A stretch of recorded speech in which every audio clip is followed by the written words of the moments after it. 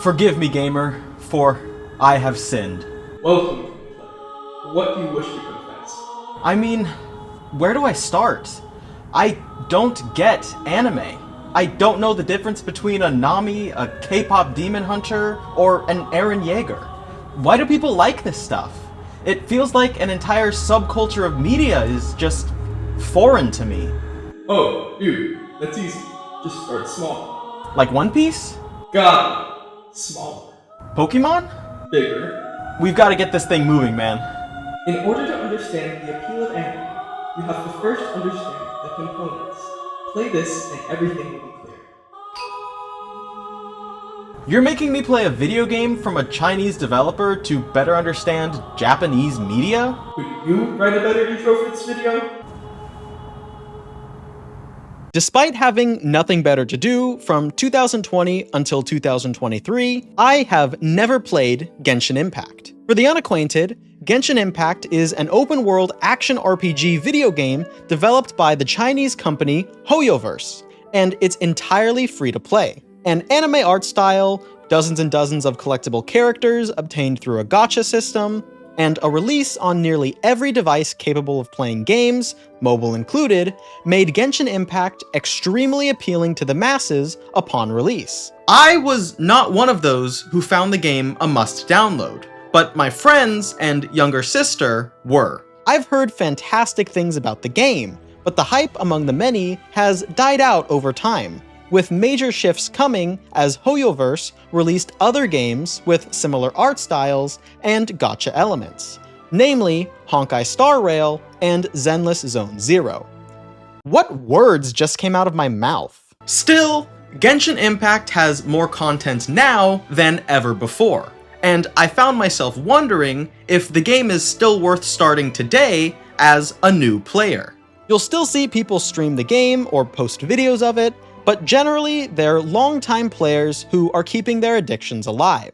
Does the game have the ability to pull new players in even years past its peak hype? Primarily, I'm curious how the game is from a narrative and, obviously, a gameplay standpoint. Genshin will be successful to me if it's engaging, has the power to sink its hooks into me to keep me wanting more, and if it will be okay with me keeping my credit card reasonably in my wallet. Now, it goes without saying that Genshin Impact is a massive, massive game, with hundreds of hours of content.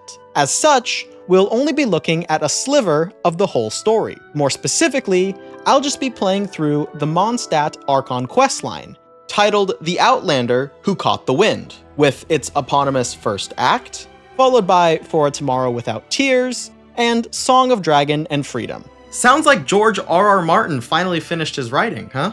My PlayStation 5 just alerted me that the download is complete. So let's hop into the world of Genshin Impact for the very first time to see if it's still worthy of our attention.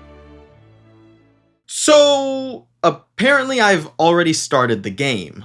From the looks of it, I'm only level 1, and I have an adventurer rank of a whole entire 0, so I don't think I got very far.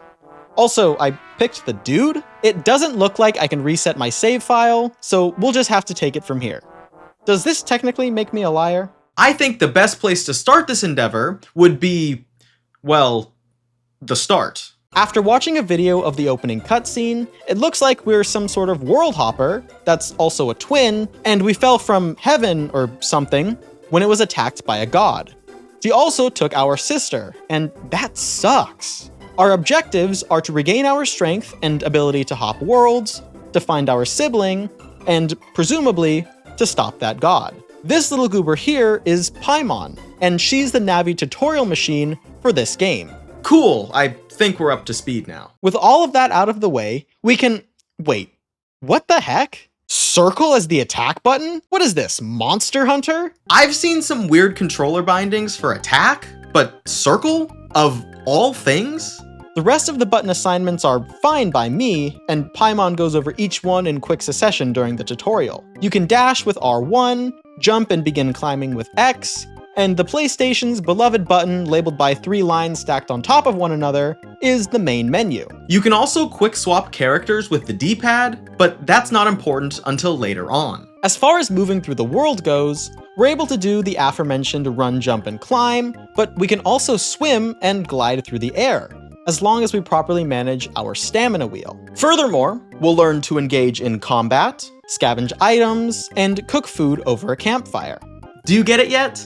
This game is heavily inspired by Breath of the Wild. On the surface, the core gameplay mechanics are copied one-to-one. I will say though that Genshin Impact is not just a monetized Breath of the Wild. Stick with me as we explore deeper into the game, and I know you'll see my point of view. With the basics squared away, let's return to the game's story. Paimon guides us towards a shrine dedicated to the land of Tevat's wind god, called Anemo, where we're mysteriously given the power to control and fight with the air element. This is one of 7 elements that we will become familiar with as we continue seeing what Genshin Impact has to offer. The next major event comes on our way to Mondstadt, a beautiful town whose residents pray to the Anemo god. On the way there, a huge dragon appears and briefly lands next to a boy who talks to it before becoming enraged and flying away. The dragon leaves a red teardrop gem, but you can forget about that for now. Heaven knows I did. Immediately after coming out of the forest, a Pokemon Ranger-looking woman named Amber stops us for questioning. As an outrider for the local Knights of Favonius organization, it's well within her job description, but Paimon's not super convinced. Speaking of Paimon, we've got to get some Paimon hate on the books before we keep going. Why does she always refer to herself in the third person? And why does she talk so frequently? Since we have a mostly silent protagonist, it's kind of a requirement for someone on our side to move the narrative around. But did it have to be her? And no matter how much she refutes it, I'm sticking to my guns. She is emergency food. Amber finds it in her heart to escort us into Mondstadt, as she's observed an increase in the number of Hilichurl monsters around and a jump in strikes from Storm Terror, that dragon we encountered earlier. With a second member in our party, we can now swap characters at will, which allows for combat to become deeper than just pressing the attack button over and over again. Between the first character and Amber, we have both a difference in element and a difference in weapon. Our first character uses Anemo and swords, and Amber uses pyro and bows, so we are already expanding out what combat can be. The various elements react differently to one another, so thought and strategy are required for difficult battles. Along the way to Mondstadt, there's a side quest / cooking tutorial, but I won't dwell on that. It's not long until we're crossing the wide bridge into town, leaving behind a kid who fears the birds will fly away and never come back, like his dad. Yikes. Now inside the city walls, we get a nice overview of the area we'll be spending a whole lot of time in. I think now's as good a time as any to discuss this game's graphics. Being a game that runs on everything from a mobile phone to the priciest high-end PCs, I'm shocked to say that Genshin Impact is a surprisingly beautiful game. There's a timeless feel to the game, which goes for an anime-inspired design for its characters, and a visual style akin to a modern Dragon Quest game. The adjective cartoon comes to mind, but that doesn't do it justice. It's a blend of softer, stylized visuals with modern water and shadow effects mixed in. The best analogy I can think of is that Genshin Impact looks the way you remember Breath of the Wild or any similar game looking when you first played it. Side note, but looking back, Breath of the Wild's visuals are a little wonky. I guess that's what you get for running the game on a GPU on par with the PlayStation 3. From 2006. You know what else is from 2006? The word crowdfunding, and that led to everyone and their mother asking us for money. Oh, by the way, do you have a 10? Amber fills us in on the aforementioned Storm Terror attacks, and how much faith she has in the defender of Mondstadt, Jean, to make things right again. As a reward for clearing out an enemy camp earlier, which I probably should have mentioned, she invites us to one of the town's highest points. There, we're given our glider. But guys, this isn't just Breath of the Wild. Using the glider is incredibly easy, and it quickly becomes second nature as we traverse the world before us. A short tutorial later, and the story rears its head once again, this time in the form of a storm terror attack. We're swept high up into the air, and we're miraculously held at that high altitude. A disembodied voice breaks through the maelstrom, telling us we might be useful in quelling the dragon attacks. This ominous message leads directly into a Kid Icarus Uprising style shooter segment, where, after blasting storm terror over and over again, the winds finally subside. Stand aside, knights! Mondstadt has a new hero, and his name is this guy. Aether, apparently. Kaeya, a high-ranking member of the Knights, is pleased with our efforts, and an invitation is extended to chat with the Jedi Council. I have a sneaking suspicion we'll be given a seat on said council, but not granted the rank of Master. This, of course, is unfair and outrageous. How could they do this? Whatever. I'll just take a seat. Inside the Knights HQ, we are reintroduced to Kaeya, and we first meet Jean, the acting Grand Master, and Lisa, the librarian. Folks, strap in, because Lisa is so overtly bait for the anime simps of the internet that it's almost not funny. Notice I said almost, because in reality, it is super funny. She'll call you sweetie and cutie, she'll call monsters bad boys. It's really something else. Here are some of her greatest hits. Oh, are you sweeties here to help us out? Hey, cutie. Oh my. Don't worry, darling. I'll take very good care of you. The crystal would be better left in the hands of my cutie. So, did you have something you needed? Or did you just come to see me? Focusing back up, this scene is useful to move the story along, as the idea of halting Storm Terror's power by cleaning out 3 of the 4 wind temples comes up, and each member of the Knights we've met so far heads off to make that happen. Across the next 3 quests, we'll accompany each of them in an instanced location. I'm getting ahead of myself a little bit, but this is where the game really starts to come into its own, and it's amazing.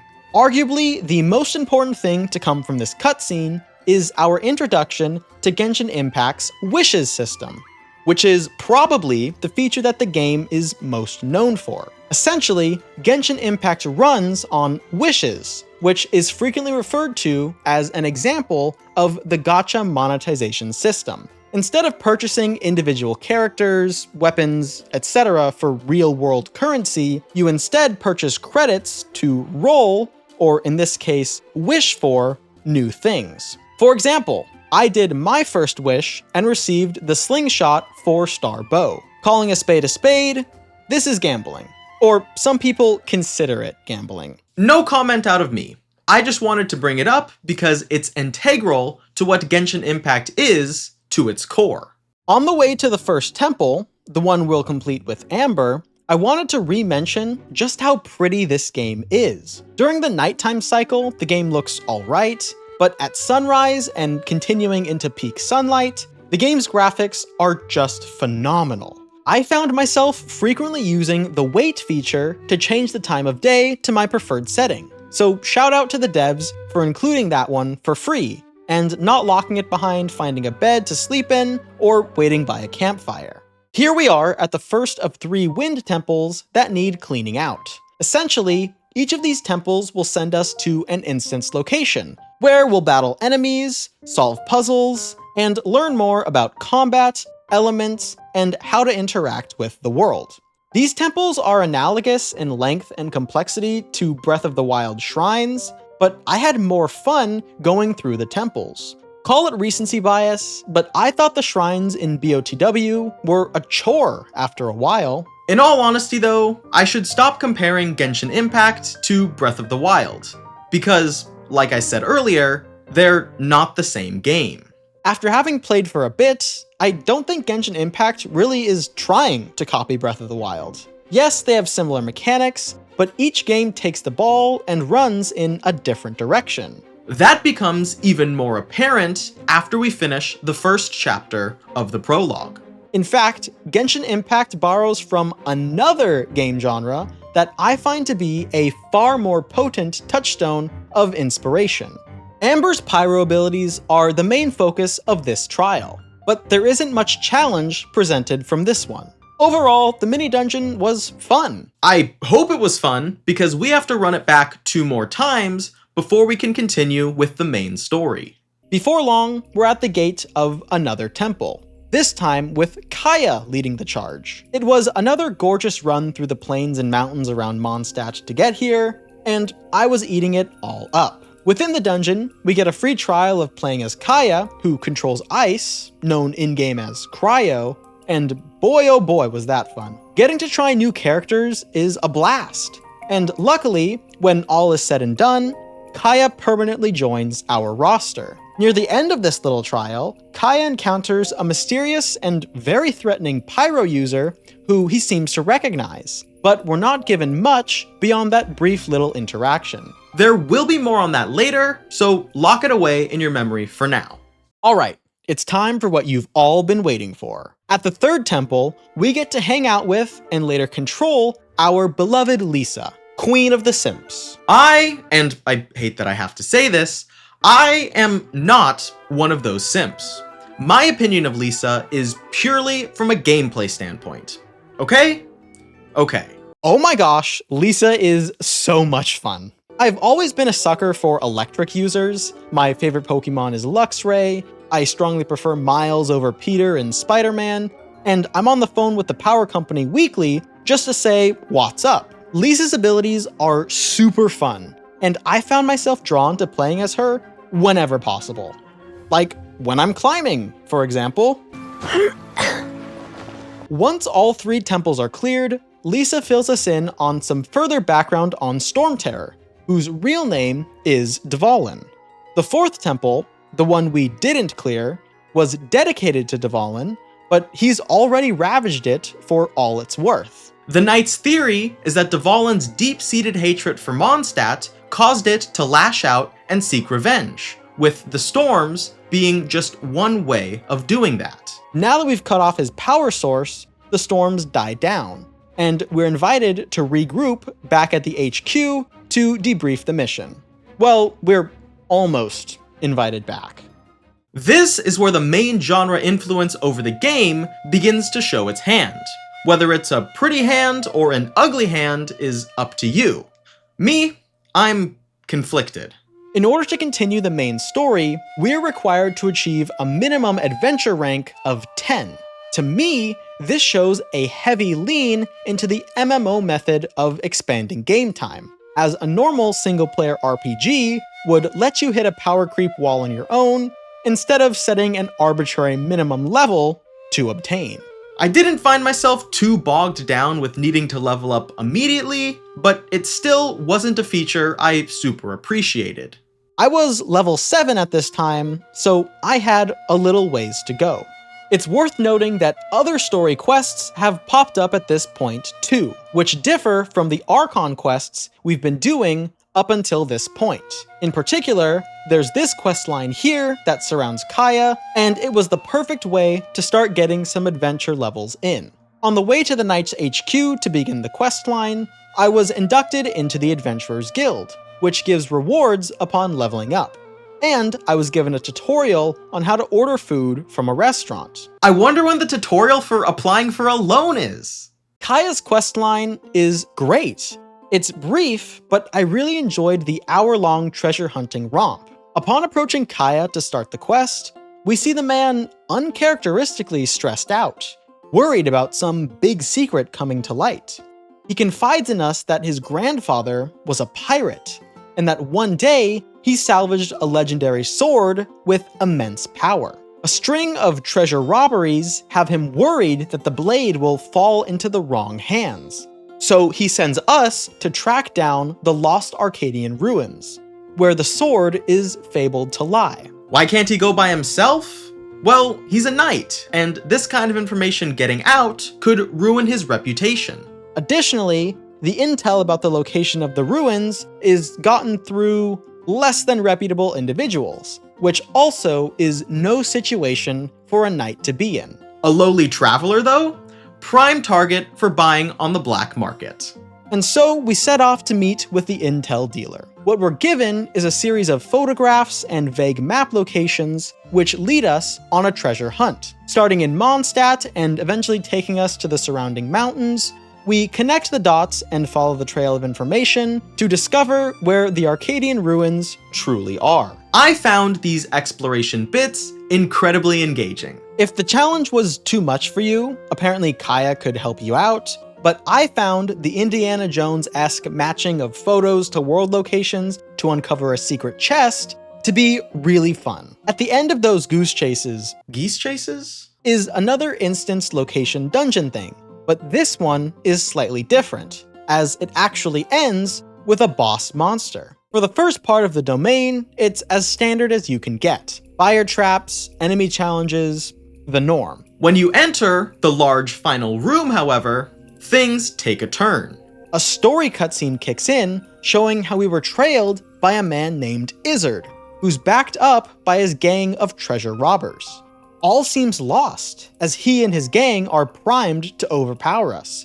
But just as quickly as the situation became dire, it clears up as Kaeya and two knights rush in, having arrested the entire gang, with Izzard being the only member left free. Here, Kaeya reveals the sheer genius of his plan. You see, there was no treasure. Kaeya's grandfather was never a pirate, and his eye patch wasn't a genetic inheritance, though Kaeya does have great genes. Instead, the knight worked with a representative from the black market to sow the seeds of the story of the legendary sword in order to catch robbers. The treasure was purely fictional, meant to serve as bait to trap thieves. We, of course, were acquitted of any and all theft-related crimes, as Kaeya put us up to the hunt as organic information spreaders. In other words, Kaeya knew Paimon would leak anything she was told, so he set his trap through her. And she has the audacity to call him out for lying. All is not well though, as Izzard tries to book it deeper into the ruins, only to activate a boss golem that was hiding out of sight. The fight itself went by really fast, probably because I used the electric goddess that is Lisa and her AoE attacks, but it was an enjoyable enough challenge. The more I participate in Genshin's combat, the more I wish there was a dodge roll or some other way for me to move while still staying locked onto my target, but it's not detrimental to my outlook on the game. As I learned the elements and their reactions to one another a bit more, the smoother the combat felt. In the end though, it still felt a little like Pokemon. Yes, there are certain types that are strong or weak when comboed with one another, but if you keep slamming your head against the wall enough, you can KO any opponent with anything. With the golem defeated and Izzard taken to jail, Kaeya's questline is wrapped up, and we can head on to Amber's in order to meet the world level requirement. Her questline is far more simplistic than Kaeya's, but I found it really charming nonetheless. The backstory here is that Mondstadt requires all gliders to pass a gliding exam in order to obtain a license, and we haven't done that yet. Amber is going to be our proctor, so she puts us through a series of tests which mainly consists of flying through rings in order to assess our abilities. It's a fun challenge that reminds me of the chameleon drone chase missions from Spider-Man 2. If you wanted to go in the opposite direction, I guess it's also like Superman 64, but a lot more bearable. Before these trials begin, Amber hands us some reading material. She claims the book she assigned us is the Mondstadt Gliding Manual, but it ends up being a children's fairy tale about the first birds to fly. To make an incredibly visually appealing story short, the birds prayed for stronger winds in order to fly, but the wind god told them they needed to find their own solution. Somehow, this led the birds to leap off a cliff into a canyon, where they caught the gales they needed to soar. The wind god explained that the wind was not the issue. Instead, the birds needed the courage to try in order to fly. It's a pretty cute story. Anyway, during our final gliding exam, we are grounded and arrested by another knight, who mistook us for the glider-using criminal known as Raptor. I guess our flying skills were just that good? Raptor was last seen stealing a bait package from the Favonius Cathedral, but his trail has gone cold. Amber's determined to hunt him down, and this somehow becomes our problem too. Thankfully, the nuns attached an Animo trail to the stolen object, so we have a lead to go off of. Throughout the surrounding area of Springvale, we'll follow Raptor's scent, chase off monsters, get ambushed by thieves, and ultimately, we'll end up in the domain where the criminal is hiding. This dungeon is the most unique one yet, as the first part is entirely done while gliding, and the second part plays into Amber's strengths to put her into the spotlight. During the glider section, we are given the ability to drop bombs from the air, but this ability is later taken away. It reminded me of the encounter with Storm Terror earlier, where the game switched into an arcade-style shoot-'em-up segment. It's cool that Genshin Impact continues to vary its gameplay style, even if just for a minute or two. At the end of the dungeon, we see Raptor on the other side of a large gap with seemingly no way across. With the thief smugly taunting us from afar, Amber decides she needs to glide across, despite there being no visible wind currents. Ignoring the obvious fact that the main character has the power to control the wind, Amber recalls her childhood memories of hearing the fable of the first birds to fly, and she too takes a leap of faith. Lucky for her, she catches a hidden wind stream, and she's able to arrest Raptor and prove her status as the gliding champion of Mondstadt. A short trip back to town and a ceremony later, and we are officially licensed gliders. To my knowledge, this changes nothing. And with that, an adventure rank of 10 has been achieved, and the main prologue quest is accessible once again. After our triumphant return to Mondstadt, we see Jean, the acting Grand Master of the Knights of Favonius, engaging in a spirited back and forth with someone we'll come to know is Anastasia, a diplomat from the Fatui military of Snezhnaya. There are a lot of politics at play in this part of the game, which I actually enjoy, but it can be kind of confusing to try and explain without spending an eternity on backstory. That's politics, though! All you need to know is that the Fatui are aggressive in their tactics. They want to seize control of Mondstadt, for its own safety, of course, and they always wear these masks. This particular conversation between Jean and Anastasia is about how the Fatui are willing and able to assist, aka take over, Mondstadt and kill Storm Terror. Jean refuses, but it's clearly a stressful conversation for her. She shakes it off quickly though, and we meet with Lisa inside the Knights HQ to discuss the past few days in depth. Now that the Storm Terror threat is immediately quelled, we are able to talk to Lisa and Jean about the red teardrop crystal we first discovered when we encountered the dragon and the mysterious boy in the forest. It's discovered that Lisa has no earthly idea what the gem is or why it stings when those with visions get close to it, but she believes the library's restricted section could have some answers. Maybe it's in the Monster Book of Monsters. Oh, she also calls us cutie again, so that's cool. Definitely something I'll mention in my journal entry tonight. More important than that though, Jean dubs us an honorary Knight of Favonius, which doesn't really mean anything gameplay-wise, but it's great narrative progression anyway. I'm tired of helping entire city-states out and receiving no praise.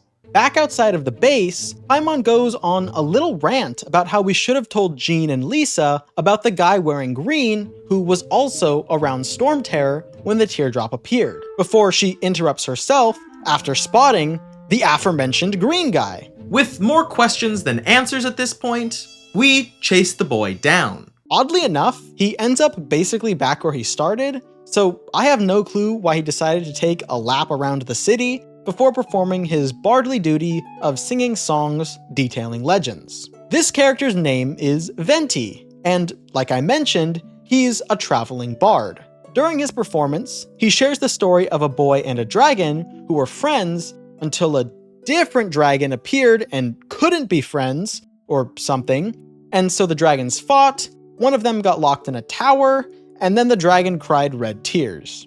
I'm going to be honest with you guys, I'm not 100% certain that's actually the story. I had a really hard time following his speech. In essence, he's detailing the origin story of Dvalin and why the dragon is in pain. He's sad. Somehow, we are able to purify Dvalin's red tear of anguish into a clear tear of tears just by holding it. This is all very interesting to Venti, who books it to the big tree in Springvale instead of letting us know his thoughts. Get used to Venti being a bit of a brat for the next hour or two, by the way.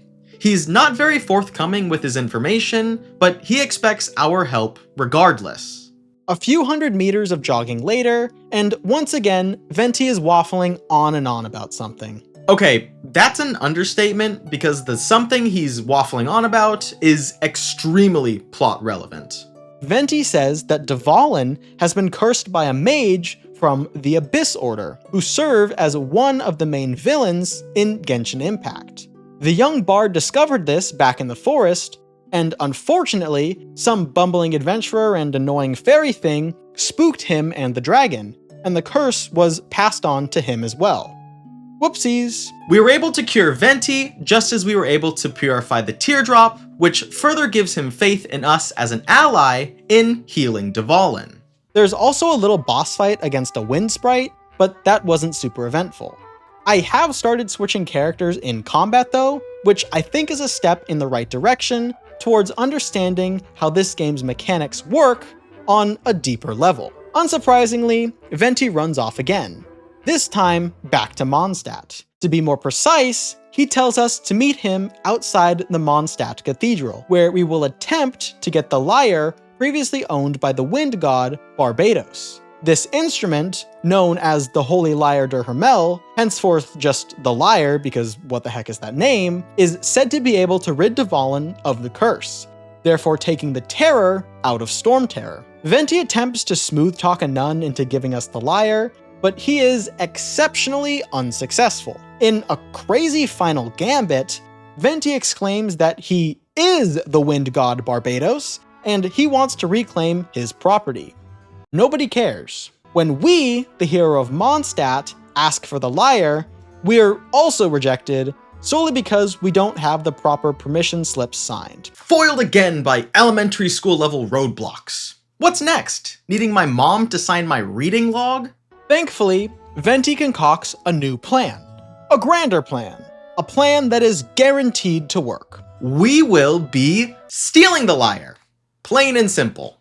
This leads into a Metal Gear Solid stealth segment, which is fantastic. Sneaking around behind the guard's back, ducking behind bookshelves, walls, and other barriers, and tossing noisemakers to distract people seconds before you're caught, all felt a lot like the MJ stealth bits in the Marvel's Spider-Man games, which, while not super popular among all gamers, I did enjoy. Accompanying this awesome gameplay was background music that fit the mood of the mission to a T. Bravo, HoYoVerse!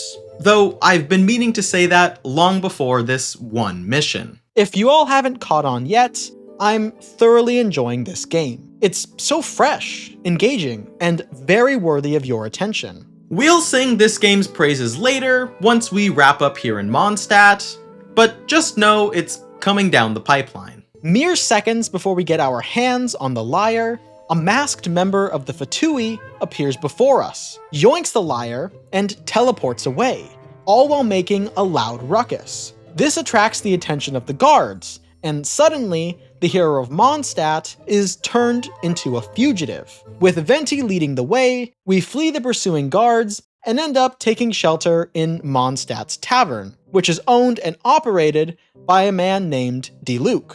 Interestingly, we've seen this man before. At the end of Kaeya's domain, Diluc was the man who appeared and fought the Abyss Mage before Kaeya could do anything. When the local guards come into the bar looking for the thieves, Diluc elects to conceal us before demanding some answers. Venti does his little song and dance to fill Diluc in, and he's immediately on board with the plan, and even offers to assist us in recovering the lyre from the Fatui. He openly expresses his disdain for the Knights of Favonius, and the tension-creating political muddiness that prevents them from acting in Mondstadt's true best interest. Curiously, this sentiment is echoed by his protege, who we've also met before.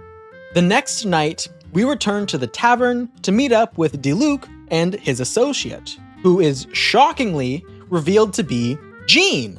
She too shares her frustrations with the politics that bog down the Knights of Favonius from acting in Mondstadt's best interest. For example, the Fatui have been outspoken about being willing and able to kill Storm Terror to bring peace to the city-state, but the thought of killing one of the four winds is blasphemous to the Knights. If they were to protect the creature, tearing apart the lives of the citizens, however, civil unrest would surely begin to erupt, unbalancing Mondstadt maybe forever. In order to get work done, therefore, Jean works under the table. Like I said before, the politics at play here in Mondstadt, and presumably in the rest of Genshin Impact as a whole, are super intriguing to me, and I can't get enough of them. The story of the game, at least what I've seen so far, is just as captivating as one you'd get out of a $60, $80, or $100 game.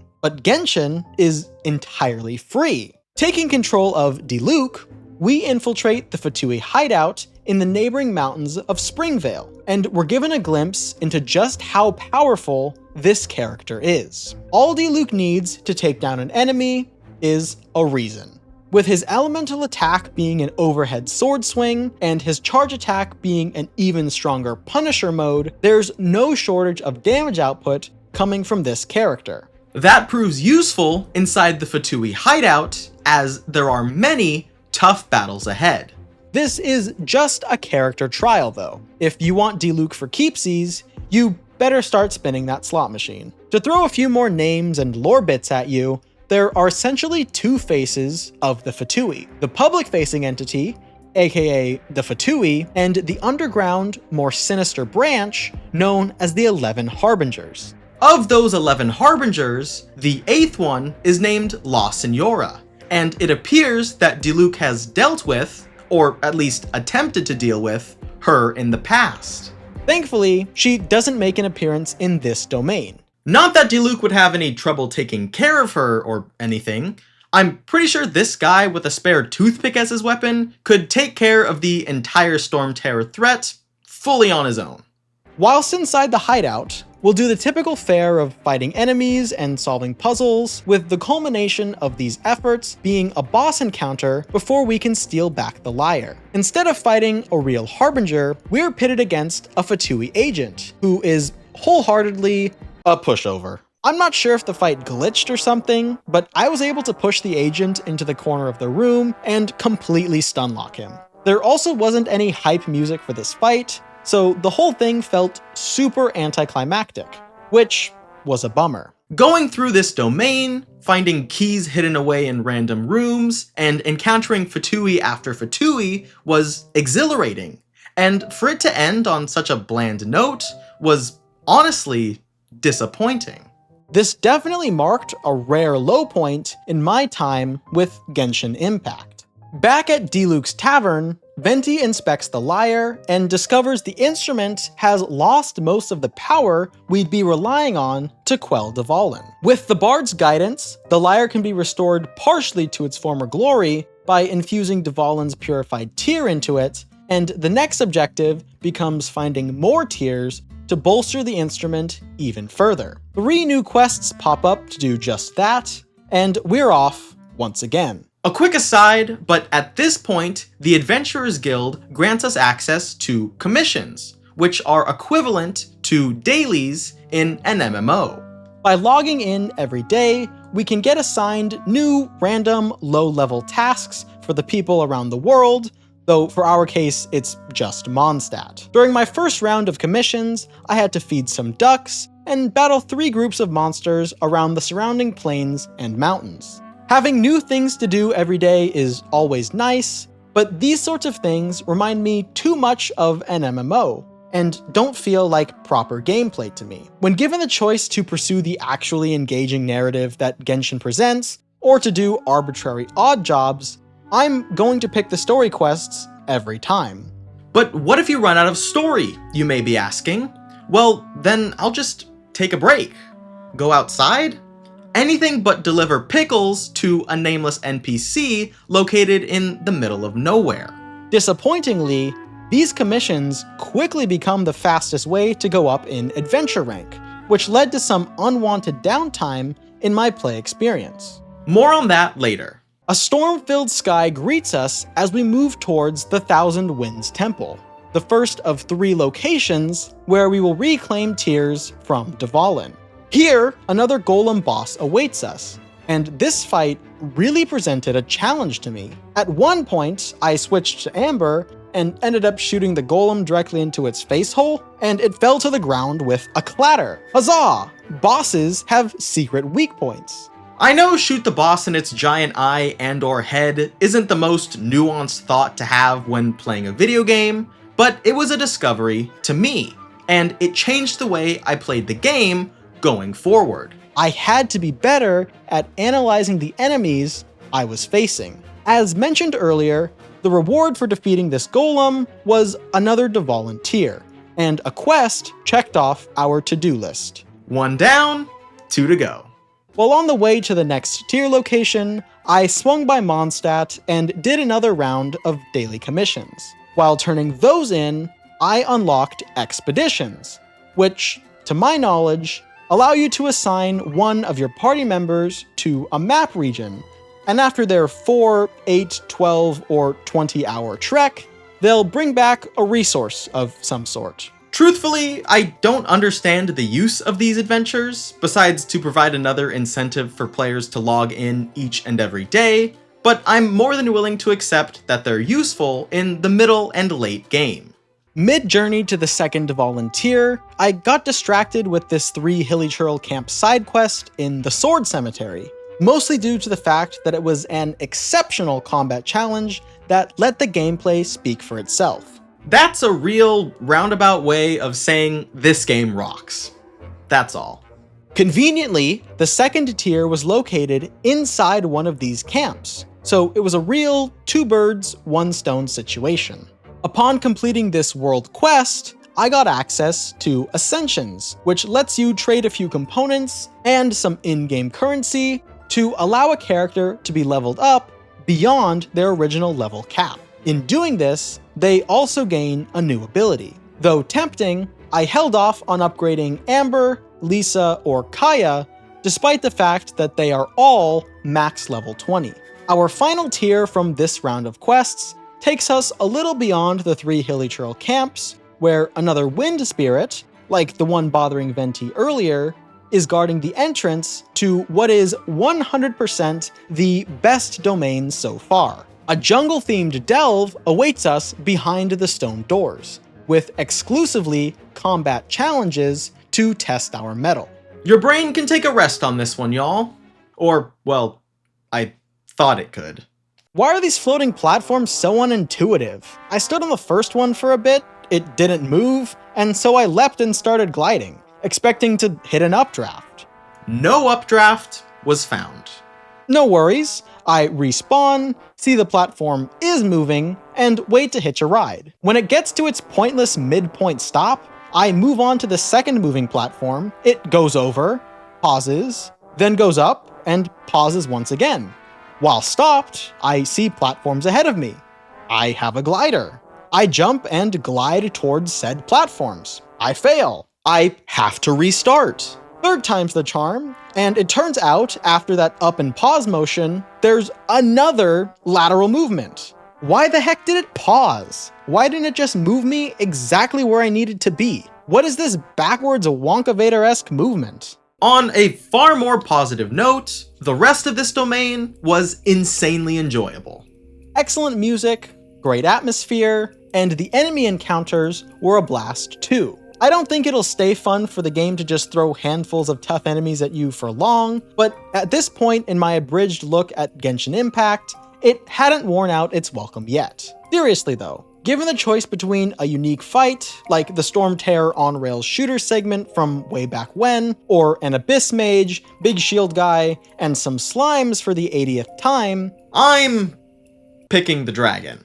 Dvalin's corrupted tiers in hand, the Dvalin Protection Squad, as Paimon calls us, are set to meet at one of Diluc's other businesses, the Dawn Winery. After chatting briefly at Diluc's lovely vineyard estate, all 3 teardrops are purified and infused into the lyre, where it is restored to its full animo potential and glory. The team then comes up with the perfect location to play the instrument in order to summon and reason with Dvalin. It can't be close to Mondstadt, but it has to have good air. Jean proposes the winery, which Diluc is oddly not mad about, but he says he'd rather not have to rebuild if things go south. Venti chimes in that somewhere high in the mountains, or close to the sea, would do well, and the crew is able to check both of these off with one location, Star Snatch Cliff. Paimon adds a personal detail to that spot, mentioning how it overlooks the beach where we first washed up after the main character was separated from his sister. This presents a nice bookend to our time in Mondstadt, as we close out the war against Storm Terror.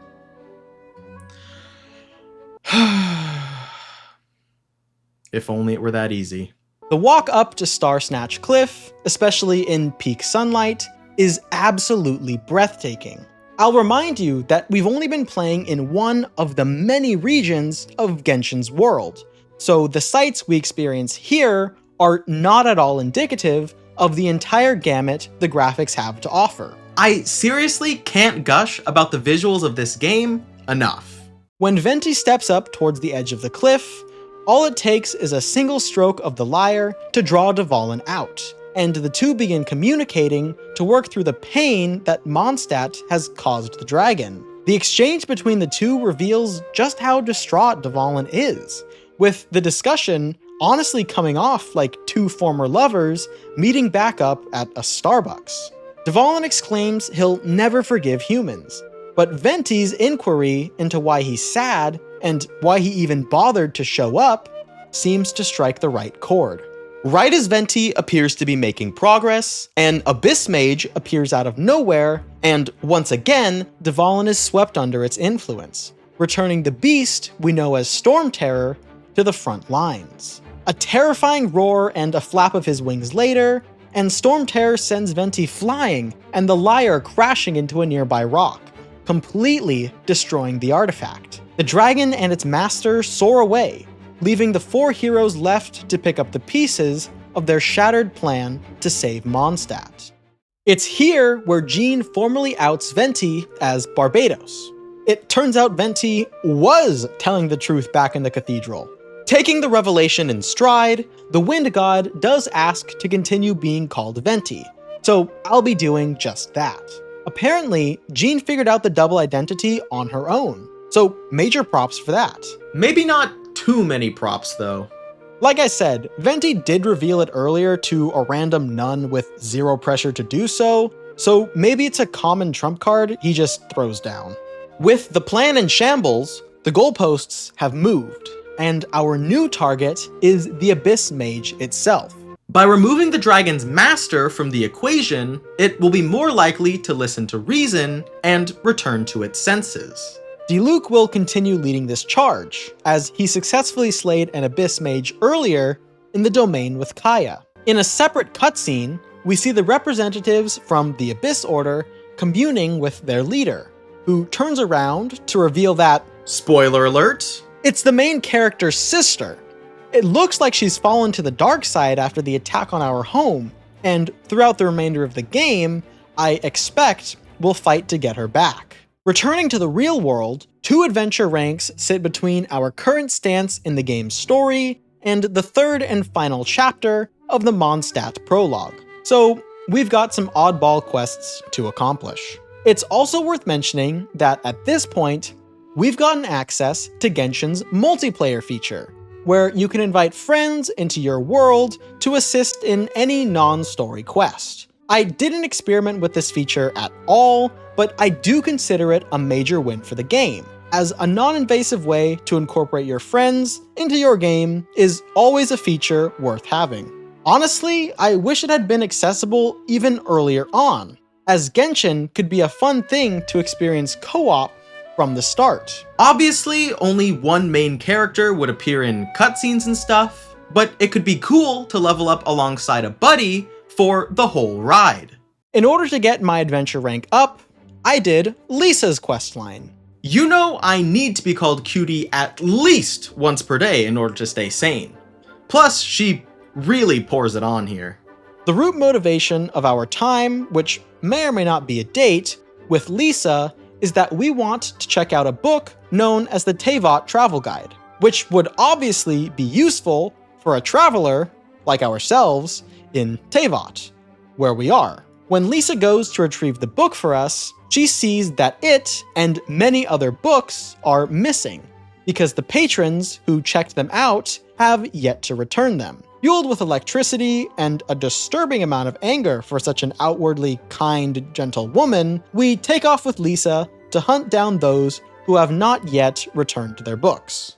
First, we visit the souvenir shop that's run by Marjorie, our inaugural late fee owing target. I'm not sure if Lisa's doing a good cop, bad cop thing, or if she legitimately just hates her job, but at every stop we make, she'll insist on taking some time to shop around and purchase something before interrogating the proprietor about their lost book. Here, for example, she'll make us buy her a gift from Marjorie before the topic of the missing book even comes up.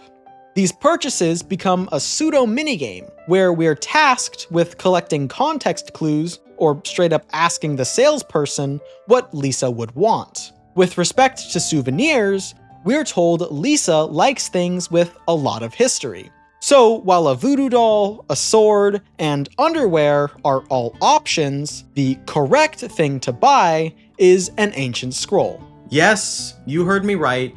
I said underwear. Go outside.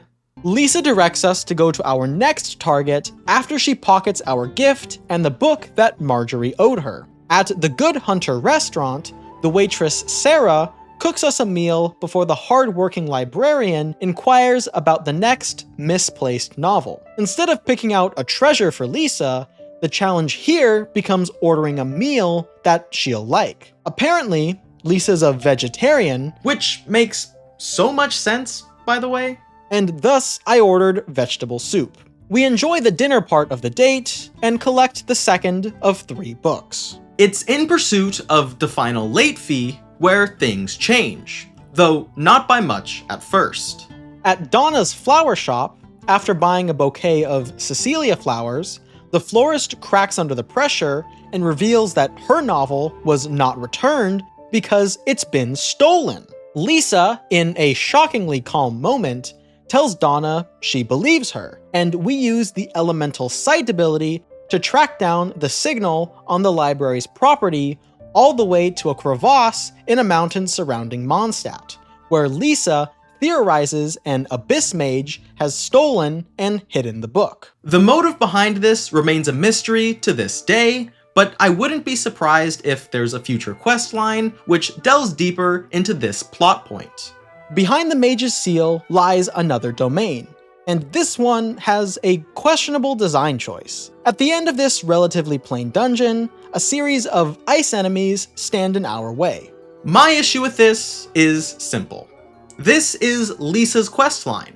I want to play as Lisa, but her electric abilities are nearly useless against the ice enemies. As such, I have to pivot to my other characters in order to make things work. Why couldn't she have her time to shine? In the domains from Amber and Kaeya's quests, they had enemies that meshed well with their powers. What makes Lisa different? Ever-wise, the librarian's hunch was right, and a defeated abyss mage lies before Lisa as she interrogates it for the book. After a lively back and forth where the abyss mage refuses to disclose why it stole the specific work of fiction in question, and Lisa getting increasingly angry, she straight up kills the guy. Dang, girl, you're insane. And people are into that. Acutely aware that our companion is ruthless when met with resistance, we secure the book and head back to the library without another word. With all the trials and tribulations behind us, Lisa grants us free, due-dateless access to that last book we recovered, as well as the Teyvat Travel Guide, which we learn isn't even a book you need to check out, and that we were tricked into doing her errands with her. Nice. It's also alluded to that we'll be getting a second date, so get hyped for that, y'all. But don't be fooled. If such a thing were to exist, it's way further out in the game than we'll be going today. Similarly, with all our escapades with Lisa and another round of dailies in the bag, we get access to Liyue Harbor's commissions, which too won't be covered or discussed. This world is massive though, and there's far more content than I could ever talk about in one sitting. I sure wish the game would let me experience it though. You see, after all that I just did, I'm still short of adventure rank 18. Because dailies are the easiest way to level up, I just logged out for the day and had to come back tomorrow. My time on the game was effectively cut short, not because I had an appointment, because the power went out, or because mom called me for dinner. No. Instead, I'm given the choice to either inch closer to my goal or straight up walk away for 24 hours so that the good EXP opportunities are refreshed. Why? Single-player RPGs sometimes require grinding, but that's never locked behind the passage of real time. These arbitrary requirements, with no sufficient way to grind to reach them, are frustrating and steer the game far too close to an MMO or simple iPhone game for comfort, at least for me. I don't want to come back tomorrow, Genshin. I just want to be able to play the darn game. Another round of dailies later, as well as some free wishes that netted me 2 new characters, Xingqiu and Noelle, we're ready for the end of the game. I swapped Kaeya out for Noelle, just because the Geo element was new to me and I wanted to try it out. Xingqiu's Hydro was new as well, but swapping out half the team felt risky, especially as the climactic fight to free Dvalin was quickly approaching. The team meets at the winery again to reassess the threats and develop a plan of attack. To recap, after the side quests we had to do, Dvalin is verifiably under the control of an Abyss Mage, and we need to break that curse before the dragon can be reasoned with. By finding the Abyss Mage, we'll get one step closer to freeing the dragon. Conveniently, as the group is wrapping up the meeting, the Abyss Mage appears nearby. A short combat segment later, and Venti insists that Dvalin's presence is starting to break through the Abyss magic, so it's time for an all-out assault on Dvalin's lair. By breaking through the storm barrier that shrouds the dragon's home, we'll be able to encounter, and ultimately quell, the threat that Mondstadt knows as Storm Terror. According to Venti, our ability to purify the curse on Dvalin's tears extends to Dvalin itself, so we'll be in the spotlight once again to wrap this disaster up. The path to the lair is littered with hilly churl camps, but in the moments when you're not swarmed with enemies, the mood is eerily somber. The lack of strong backing music and constant gusts of wind audibly rushing by your character set a deeply uneasy tone for the oncoming battle. This isn't a war either side wants to fight. Dvalin has been corrupted to believe the people he protects have turned their backs on him, and the party is facing down the reality of their enemy being hundreds of times their size, not to mention the emotional turmoil each of them must be facing. I sincerely applaud the game for creating such a tense atmosphere, and I feel strongly that bits like this prove that the game is not the money-hungry, one-trick pony game I wrongly thought it was in 2023. It has a narrative with real value, and it sets up plot-relevant moments incredibly well. During his attempt to fell Dvalin's storm barrier, Venti is interrupted by all those hilly churls I didn't fight on the road up here, making a last-ditch effort to protect their not-so-secret weapon. Diluc is confused as to how the hilly churl are so coordinated, but I thought it was obvious by now. Amber and Kaeya spell it out later, and honestly, maybe it was spelled out before, but the hilly churls, the Abyss Order, and probably the Fatui, are all in cahoots. With these enemies down though, Venti can finish his song and dispel the last physical obstacle blocking us from entering the lair of the beast. Now in the land of the dragon proper, we see a vast field holding the remnants of a destroyed castle civilization. This destruction wasn't Dvalin's work though. Instead, he simply took up residence here, particularly in the area's central spire, once the fallout had already occurred. Running through this area gives me flashbacks to the final assault on ruined Hyrule Castle at the end of Breath of the Wild, and both climaxes share an empowering feeling. We are charging fearlessly to take on improbable, if not impossible, odds, and nothing's going to stop us. Okay, well, one thing may stop us. I just found out at this very moment that Genshin is an always online game. My internet threw a little fit, my ping spiked, and I had to wait until things on my end stabilized again before I could interact with objects, open chests, and more. Nevertheless, with my connection fixed, I'm fired up to see the conclusion of this part of the game. Dvalin has a second wind barrier blocking his base at the central spire, so we have to go around and see more of the ruins. At the top, the group discusses ways to gain access to the dragon, and the conclusion is reached that we must activate 4 light actuators around the lair to fully open the doorway. I don't have much to say about this challenge, because it's mostly just running around the area and fighting small groups of enemies. With the big boss just around the corner, I really only want to talk about that.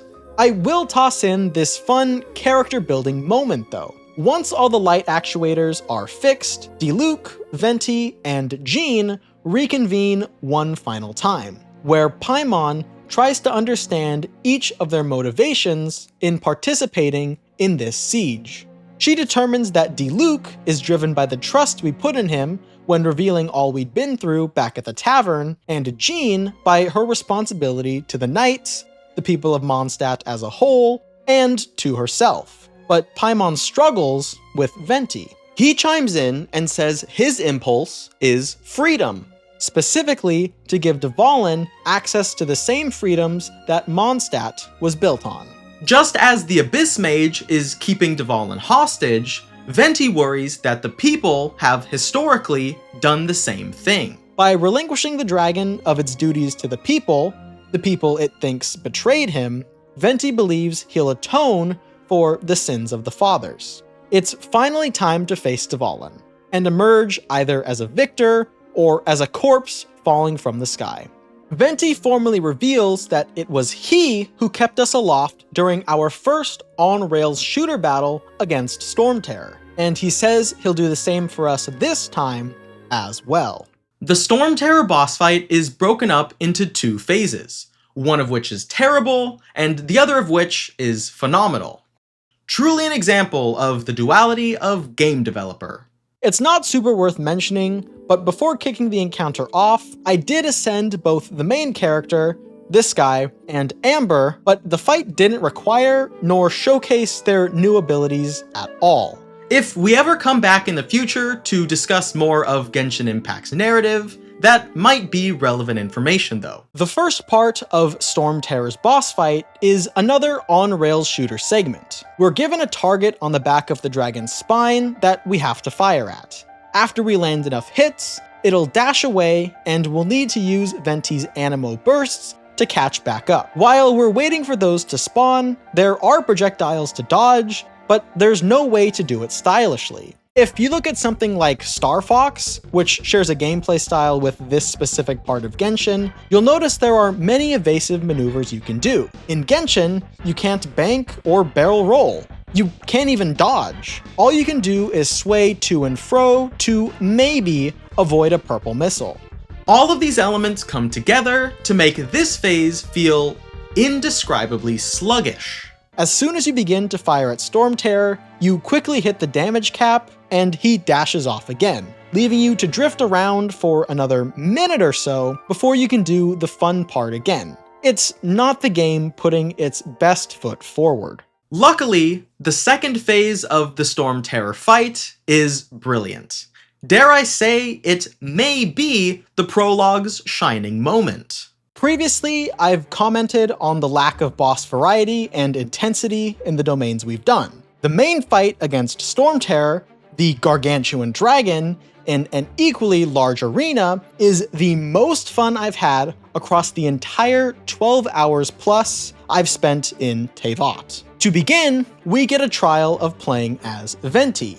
Like Amber, Venti wields a bow, but his weapon shoots 3 shots at once. He can create an updraft at his position, a la Rivali's Gale from BOTW, which is an ability I'd been wanting since the start of the game when I got a glider.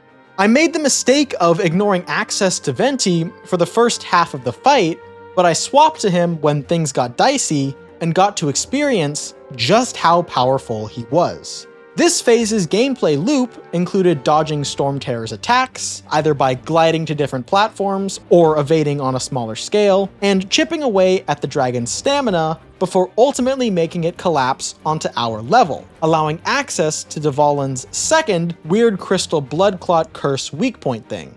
Like I said before, this fight is really difficult if you don't use Venti. Dvalin's first bar of health, the one that determines if he falls down or not, is resistant to most attacks I tried, and the dragon's massive size and strength result in it being hard to deal solid damage to.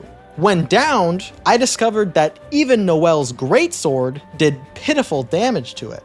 Venti, the bard, on the other hand, was a powerhouse. His 3-shot bow ripped through the first health bar and did equivalent damage to the crystal. It was so satisfying dodging attacks by summoning updrafts, taking pot shots at the dragon as it was flying away, and laying on the damage while standing at like 4'11". When all is said and done, Dvalin destroys the tower we are fighting on, sending the 4 heroes, plus Paimon, careening to the ground below. With no way to save themselves, things look a little dire for the gang. But in one swift motion, Dvalin, fully restored and conscious of his actions, swoops by, securing his rescuers on his back.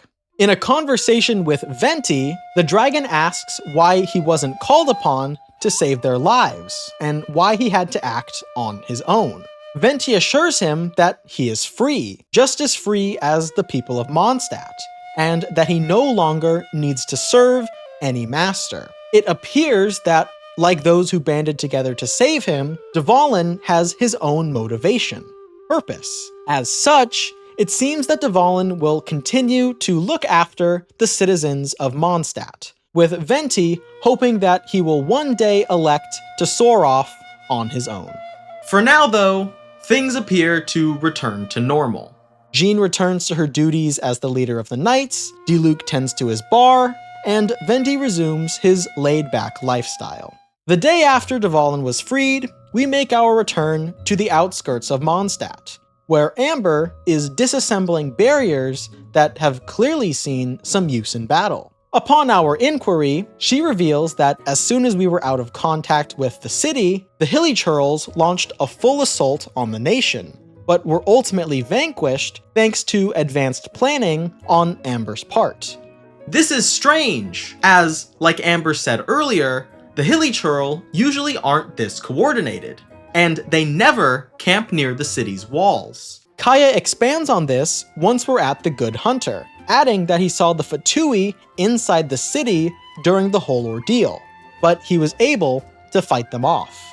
It seems that the Abyss Order, Fatui, and Hilly Churls are still working together to achieve something, and that the creation of Storm Terror was but one part of their overall mission. It's a conspiracy! Amber shares a meal with us, which is a nice capstone to the friendship her, the Traveler, and Paimon developed over the last few hours of gameplay. And then she sends us on our way to the cathedral, where Jean and Venti are expecting us. The Holy Lyre is due back, but once we present it in its severely damaged form, the nun who was meant to accept and place it back in the vault freaks out. Venti takes pity on us and does some sort of repair spell to calm everybody down. He subsequently books it out of the cathedral because apparently that fix is far from permanent. For like 5 seconds, Venti was that guy. What a swell time that was. Immediately outside, 2 Fatui ambush Venti, but thankfully, we are able to push them away. They dissolve into the ground, and a far more powerful enemy uses cryo to freeze the bard, immobilizing him. The 2 Fatui grab hold of us, so there's nothing we can do except watch in horror. It's quickly revealed that La Senora, the 8th Harbinger, is leading this affair, and she's fully aware of Venti's secret identity. Despite putting up a strong act and demonstrating extreme control of Animo, La Senora overpowers our friend, ending the encounter with a gut-wrenching and literally jaw-dropping impalement of Venti. After one last quip, he falls to the ground, unmoving. La Senora has stolen Venti's Gnosis, which we'll come to learn the significance of shortly. We're shortly knocked out as well, ending our celebration on a terrible note. In all seriousness, this cutscene was so startling to me. I audibly shouted no when Venti got stabbed. I truly feared he was killed before my very eyes. If it isn't entirely obvious from the finality of what we've been doing as of late, our time in the world of Genshin Impact is coming to a close. At least, for now. But if I was playing solely for myself, I'd have wanted to keep going, especially after this gut punch of an ending sequence. For one final time, the writing, timing, and control of atmosphere that Genshin Impact presents accomplishes exactly what it set out to do. Once we reawaken, we discover that Venti has fled to the big tree in Windrise, also known as the symbol of Mondstadt's hero. Strap in for one final exposition and definitions dump that I probably didn't understand, y'all. It's bittersweet. So, as an Archon, Venti has a stronger connection to the elements than any other person with a vision. The manifestation of this connection is called a Gnosis. La Senora, again one of the 11 Fatui Harbingers, reports directly to one of the 7, but we don't know which. We also don't know specifically why they're hunting Gnosises. We do know that they're created to be stronger than average elemental users, so they'll be a tough enemy to face in the future. Does this mean Venti is powerless now? No, I don't think so, but in that case, I haven't the foggiest idea of what a Gnosis does. I'm sure it gets explained in the future though. With all of that squared away, Venti sends us off on our way to Liyue, where the non-absentee Geo-Archon will be descending for his yearly communion.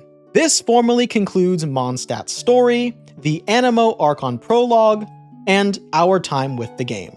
Like Ash Ketchum at the end of a Pokemon region, we're saying so long to our friends and locking eyes with the horizon, with new adventures and companions waiting just over the next ridge. I don't know what lies in Liyue, but I have nothing but good feelings and high expectations for the game's next chapter.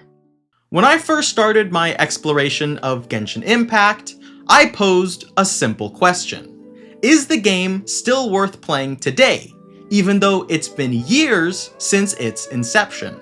Within the first hour or two of gameplay, I had my answer. And as I continued playing, that answer only became clearer. Yes. If Genshin Impact looks like a game that's up your alley, give it a download. There is literally nothing to lose except hard drive storage space, a little time, and maybe some cash if you really get into it. You can very easily play Genshin Impact, at least from what I've seen, by yourself. And its narrative is extremely strong. Strong enough to go up against single-player games, I'd say. Furthermore, the depth of content available is unfathomable. I've experienced an entire 3-act story in just the game's prologue. And there are over a dozen Archon quests and interludes, with who knows how many more on the way. Plus, it's free. Genshin is not perfect by any means. Some particularly annoying quirks are the game's use of arbitrary MMO-like level barriers, iPhone game-like time limits and dailies, and the inconsistent quality in boss fights and music variety do rub me the wrong way, but not enough to sway my opinion. My mind is made up. I can't recommend this game enough. So there we have it. A modern look at a game that's getting older. With my time with Genshin Impact complete, at least for now, I'm ready to go back to that disembodied echoey voice guy and learn the next steps to anime enlightenment. I'm back, and I've finished Mondstadt. Good. And what have you learned? Oh, I was supposed to learn something? You spent hours on Genshin and didn't learn anything about the appeal of anime? Anime girls. Yup.